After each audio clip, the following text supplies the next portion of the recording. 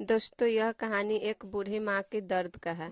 बेटे को विदेश गए हुए 3 साल हो गए था। 75 वर्ष की उम्र में सुलोचना देवी की याददाश्त काफी कमजोर होती जा रही थी। उन्हें रोजमर्रा की चीजें याद ना रहती, लेकिन जो उन्हें हमेशा याद रहता वह था उनका बेटा। दिन हो या रात, एक पल भी ऐसा न होता जब उन्हें अपने बेटे की याद न आती। दूसरी तरफ बेटा था जो साल भर में एक आध बार अपने माँ को फोन कर लिया करता था और 1-2 मिनट से ज्यादा बातें भी ना किया करता। फिर भी यह बूढ़ी माँ टकटकी लगाए अपने बेटे का इंतजार करती रहती। एक दिन बेटे का विदेश से फोन आया। हेलो हेलो, सुन रही हो माँ? अनिल बोल रहा हूँ, तुम्हारा बेटा। कैसी हो माँ? मैं ठीक हूँ बेटा। तुम, बहू और मेरा पोता कैसा है? माँ ने पूछा। सब अच्छे हैं माँ। मैं अगले हफ्ते गांव आ रहा हूँ माँ, तुम्हें लेने। अब सब साथ में ही लंदन में रहेंगे माँ। तुम्हारी बहू कह रही थी माँ को यहाँ पर लेकर आओ, बेचारी अकेली वहाँ परेशान होती होगी, बेटे ने कहा। माँ की बूढ़ी सूखी आंखें आंसुओं से भीग गई। उसके कमजोर शरीर के नस नस में खुशी की लहर दौड़ गई। बेटे और बहू का अपने प्रति प्रेम देखकर माँ का मन खुशी से भर आया। बेटे ने आगे कहा, माँ तैयार रहना माँ, मुझे ज्यादा दिन छुट्टियां नहीं है।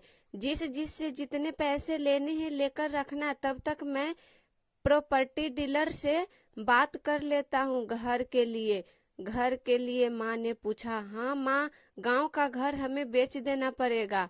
अब हम साथ में ही रहने वाले हैं तो वहां पर घर रखने का कोई मतलब नहीं है माँ, बेटे ने कहा।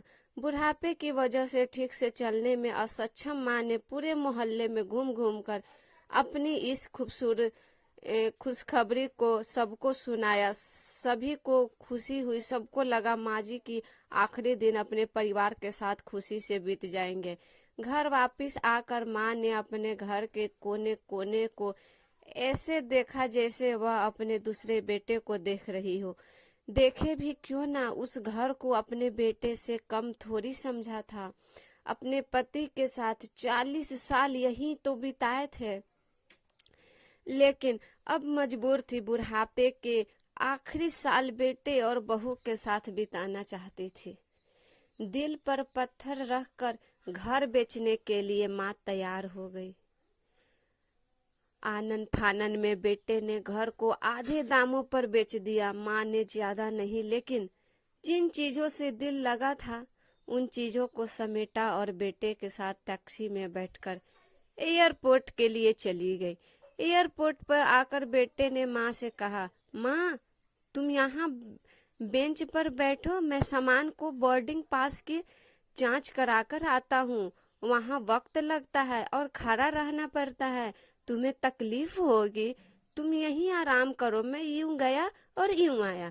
माँ बेंच पर बैठ गई और बेटा अंदर चला गया। काफी समय हो गया, बेटा वापस नहीं लौटा। माँ सोचने लगी ज्यादा भीड़ होगी इसलिए देर लग रही होगी। अंधेरा होने को आया। अब तो लोगों की चहलकती भी कम होने लगी। माँ को अब चिंता होने लगी। एक कर्मचारी ने आकर पूछा, किससे मिलना है माँ जी आपको? यहाँ पर क्यों बैठी हैं? डरती हुई आवाज में सुलोचना देवी बोली, मेरा बेटा अंदर सामान की जांच कराने गया है। लंदन जा रहे हैं हम लोग। क्या नाम है माँ जी आपके बेटे का? कर्मचारी ने पूछा।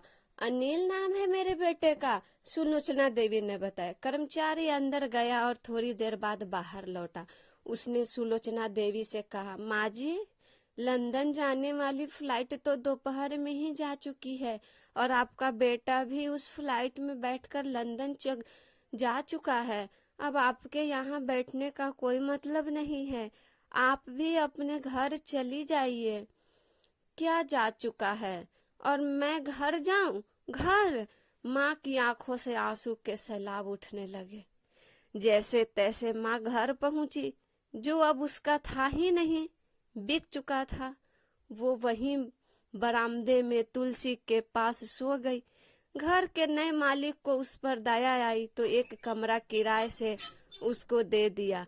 पेंशन के पैसों से खाना और किराए का बंदोबस्त हो जाता है। बीतने लगे कुछ महीने बाद घर के नए मालिक ने सुलोचना देवी से कहा, माँ जी, आप अपने रिश्तेदारों के यहाँ पर जाकर क्यों नहीं रहती हैं? इस उम्र में आपके लिए वहीं अच्छा होगा। अच्छा तो होगा, लेकिन अगर मेरा बेटा वापस आया तो उसका ख्याल कौन रखेगा? मेरा बेटा बहुत भोला है, उसे अपना ख्याल रखना बिल्कुल नहीं आता। मैं कहीं नहीं जाऊंगी, क्या पता कब उसे मेरी जरूरत पड़ जाए। माँ ने कहा, दोस्तों सच बता रहा हूँ। माँ की ऐसी बातें सुनकर मेरी आंखों में आंसू आ गए। किसी ने सच ही कहा है, पुत कपूत हो सकता है, लेकिन माता कभी कुमाता नहीं होती।